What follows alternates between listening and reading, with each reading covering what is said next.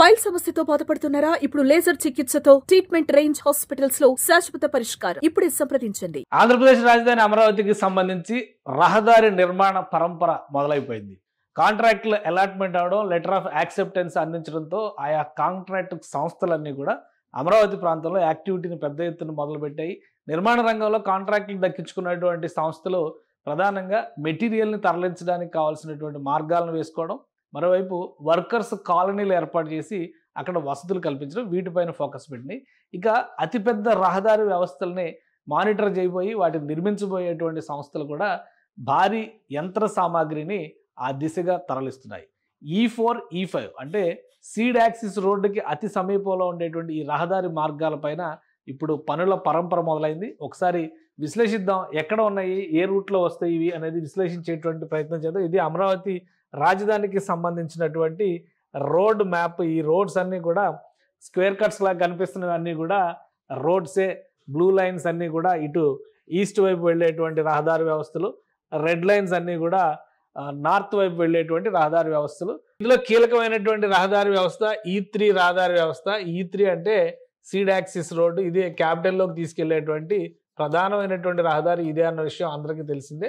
So దీనికి సంబంధించి దాదాపుగా నిర్మాణం కరకట్టకి సంబంధించి చంద్రబాబు నాయుడు ఇంటికి సమీపం వరకు కూడా నిర్మాణం జరిగింది. మిగతా పోర్షన్ నిర్మాణం జరగాల్సింది, అది పెండింగ్లో ఉంది. కానీ దీనికి ఆనుకుని ఇమీడియట్గా ఉండేటువంటి రెండు ప్రధాన రహదారులు E4 అలానే E5.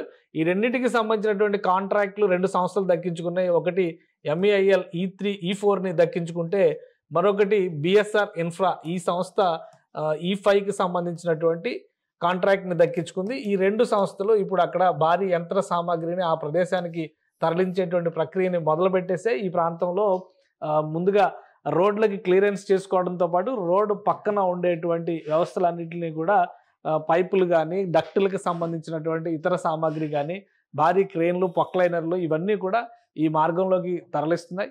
అక్కడ జరగబోయేటువంటి నిర్మాణ పనులకి ఇది నాందిగా మనం చూడాల్సి ఉంటుంది. అలానే అమరావతి డెవలప్మెంట్ కార్పొరేషన్, ఇది కూడా చాలా ముఖ్యమైనటువంటి విభాగం. అమరావతి డెవలప్మెంట్ కార్పొరేషన్ ఈ ప్రాంతం మొత్తాన్ని కూడా బ్యూటిఫికేషన్ చేసేటువంటి బాధ్యతని తీసుకుంది.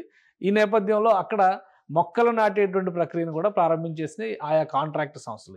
ఈ మొత్తం గ్రీన్ బెల్ట్ డెవలప్ చేయడం అనేది చాలా ముఖ్యమైనటువంటి అంశం.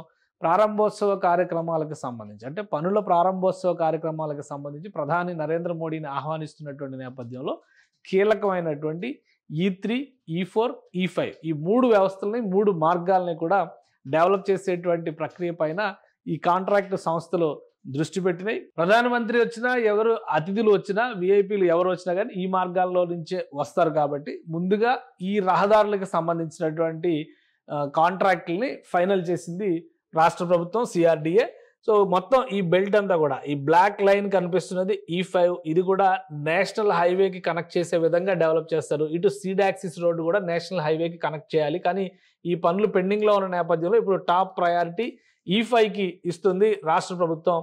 562 కోట్ల రూపాయలతో ఈ ప్రాజెక్ట్ని BSR ఇన్ఫ్రా దక్కించుకుంది. ఆ సంస్థ దీనికి సంబంధించినటువంటి డెవలప్మెంట్ యాక్టివిటీని మొదలుపెట్టింది. ఇక E4 అంటే E3 తర్వాత కనబడేటువంటి మార్గం ఇది E4. E4కి సంబంధించి చూస్తే కూడా 514 కోట్ల రూపాయల వరకు దీనికి వాల్యూమ్ కనిపిస్తుంది. ఈ రెండు రహదారులు కనుక నిర్మాణం పూర్తయితే ఇటు నేషనల్ హైవే 16కి కనెక్ట్ అయ్యేందుకు కావాల్సినటువంటి మార్గం ఇక్కడ ఏర్పడుతుంది. అందుకే రాష్ట్ర ప్రభుత్వం దీనికి ప్రధానమైనటువంటి ఫోకస్ ఇచ్చింది. ఇక్కడ ఆర్టీరియల్ రహదారులు, మేజర్ ఆర్టీరియల్ రహదారుల కేటగిరీలో E5 వస్తుంది. ఇక మిగతా ఈ సీడ్ యాక్సిస్ రోడ్డు మాత్రం ఇది ఒక సపరేట్ ఎంటిటీగా మనం చూడాల్సి ఉంటుంది. రెడ్ కలర్ మార్క్స్ ఉన్నవన్నీ కూడా నార్త్కి సంబంధించినటువంటి రహదారి వ్యవస్థ.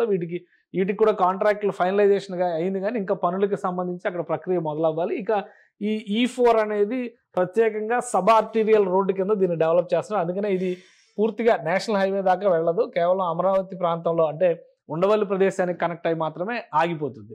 సో మొత్తం మీద అమరావతిలో పనుల హడావిడి, హల్చల్ మొదలైంది.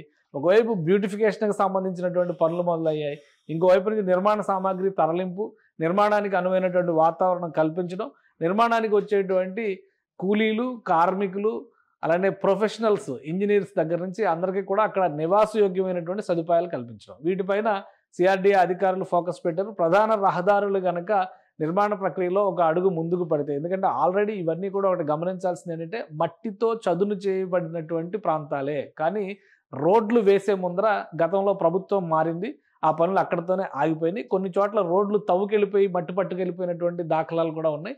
ఇప్పుడు అవన్నీ కూడా సెట్ చేసి ఆయా మార్గాల్లో వచ్చేటువంటి డ్రైనేజ్, వాటర్, ఎలక్ట్రిసిటీ, ఈ పైప్ లైన్ల వ్యవస్థను మొత్తాన్ని కూడా సమన్వయం చేసుకుంటూ రహదారి నిర్మాణ ప్రక్రియను చేపడతారు.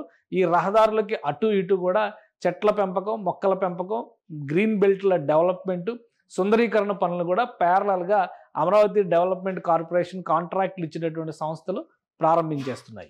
సుమన్ టీవీలో మీ పర్సనల్ అండ్ బిజినెస్ ప్రమోషన్స్ కోసం కింది నెంబర్కి కాంటాక్ట్ చేయండి.